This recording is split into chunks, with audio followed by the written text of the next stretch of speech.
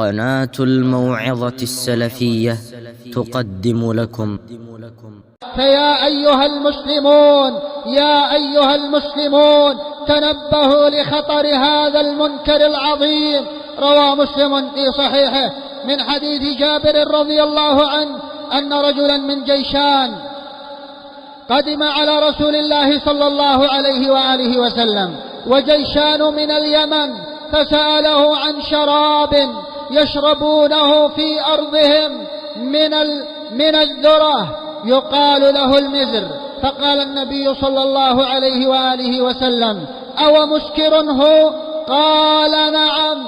أو مسكر هو؟ قال نعم. فقال النبي صلى الله عليه وآله وسلم: كل مسكر حرام. إن على الله عهدا لمن شرب المسكر أن يسقيه من طينة الخبال. قالوا: وما طينة الخبال يا رسول الله؟ قال: عرق أهل النار أو عصارة أهل النار.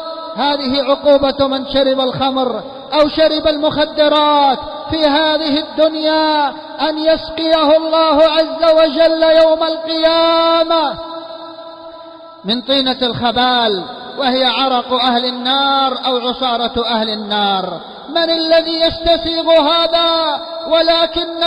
ولكنها عقوبة من الله عز وجل لشراب الخمر والمتعاطين للمخدرات والمسكرات. يسقيهم الله عز وجل هذه السقيا البائسة.